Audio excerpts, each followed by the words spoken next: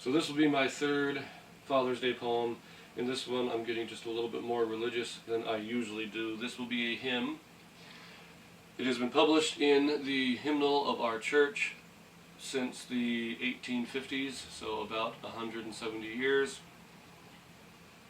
It was originally published as a poem titled My Father in Heaven.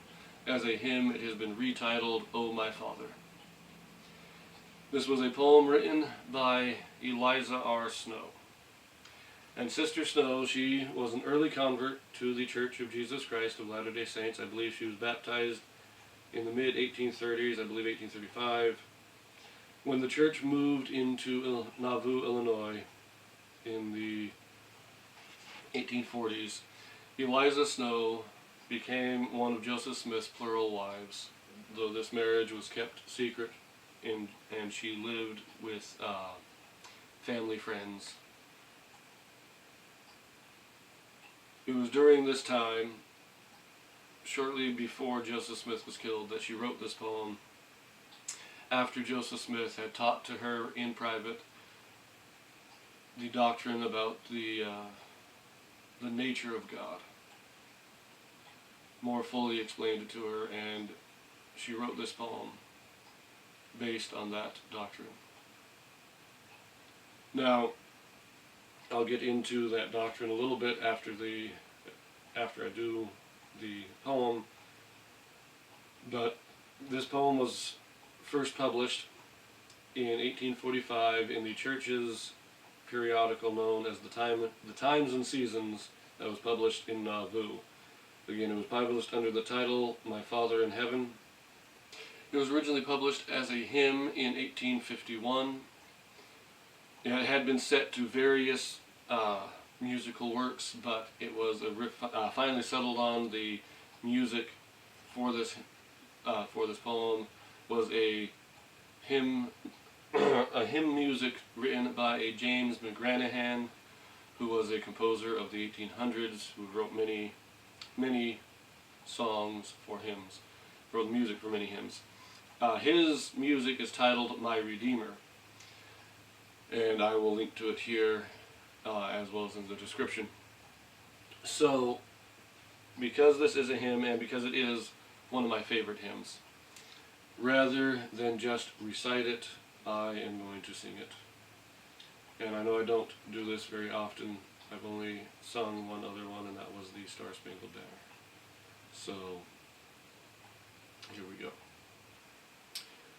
It's the hymn, O My Father, written by Eliza R. Snow, music by James McGranahan.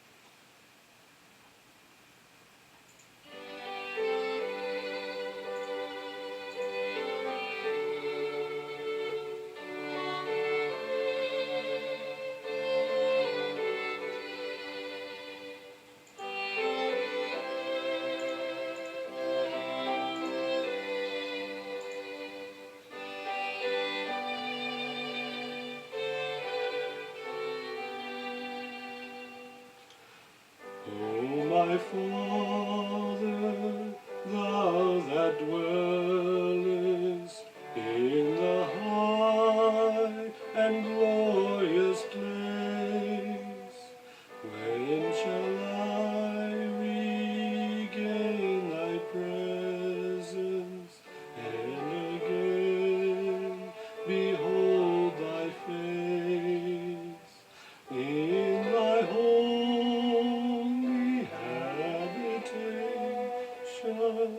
did my spirit once reside? In my first primeval childhood was I nurtured near thy side. For a wise and glorious purpose thou hast placed me here on earth, and withheld the recollection of my former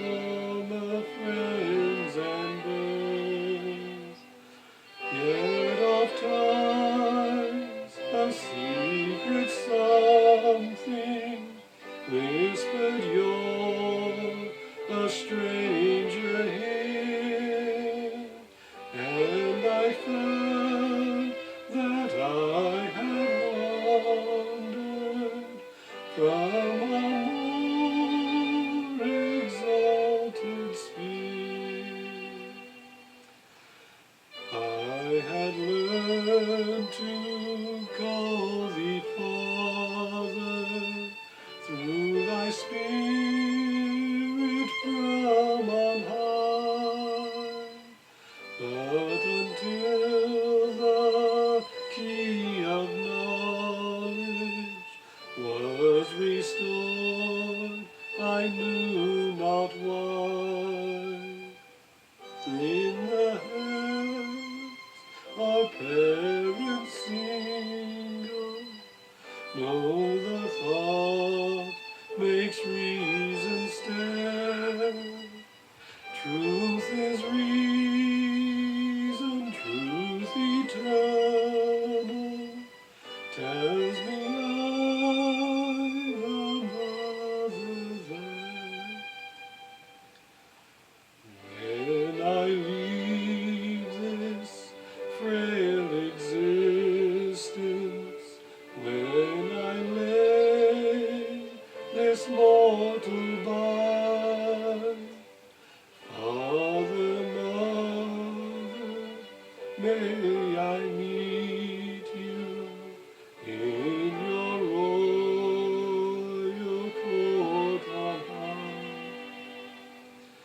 Then at length, when I've completed all you sent me forth to do, with your mutual approbation,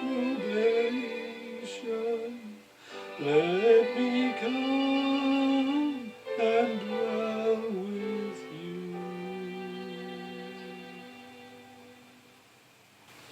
So that is Eliza R. Snow's poem, O My Father. Sorry for the vocals. I had a little sore throat today and I couldn't sing quite as good as I would have liked to. But this poem, this hymn, really takes you through the essential doctrine of the gospel. What we call in the church the plan of salvation. The only thing it's missing would be a description of the atonement, but this is a song dedicated to our Father in heaven. And I think it is appropriate on Father's Day not only to honor our earthly fathers, but to honor our Heavenly Father. And as I say, this poem takes us from the beginning to the end. When we were spirit children, before we were born into mortality, spirit children of God, as the scriptures say. He is the Father of our spirits, where we lived and were taught by Him as spirits in the life before this. But when we were born into mortality, a veil of forgetfulness was placed on our minds so that we have no memory of that life before. And yet, in most human hearts, there is a longing and a not fully understood knowledge that we came before this, and there's something before as well as something after this life. And with the restoration of the gospel through Joseph Smith, the knowledge of what that was has been restored, and that we can, at some point, if we fulfill our purpose here in life, rejoin our Father in the heavenly courts of the eternal worlds.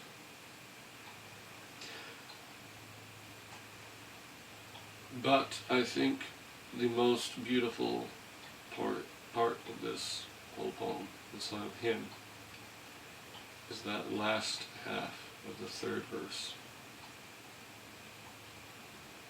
If God is our Father, then it stands to reason that we have a mother.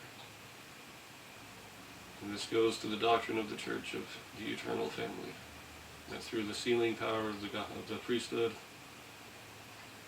we will always be a family.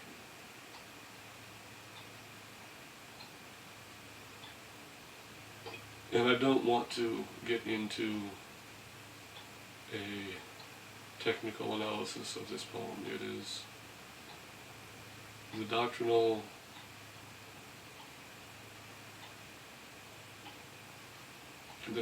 points and just the beauty of this poem is such that I can only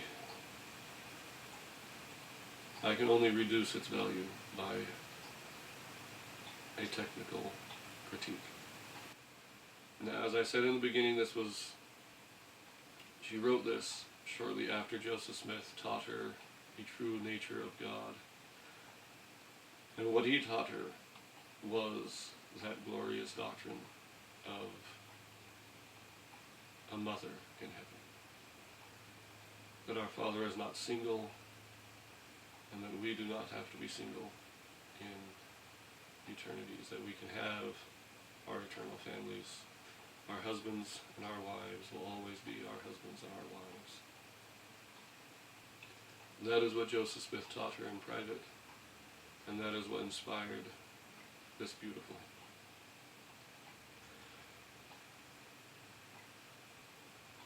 Just a brief historical note. As I said in the opening, it was originally published in 1845, but put as a hymn in 1851. It was in 1855 that it was reported in the local newspaper in Utah, known as the Deseret News, that it was Brigham Young's favorite hymn. He being the prophet and president of the church at the time, having succeeded Joseph Smith after Joseph Smith's martyrdom. Now, Eliza R. Snow wrote many poems that were published both in church periodicals as well as non-member publications. It was in her very first compilation of works. It was titled Poems, Religious, Historical, and Political. This poem, it was a 2-volume set, and this poem was page 1 of volume 1, because it was her most popular, and in my opinion, her greatest poem. Anyways, I will leave that here, and I will wish a happy Father's Day, late Father's Day, to all the fathers out there, as well as all those who one day aspire to be a father.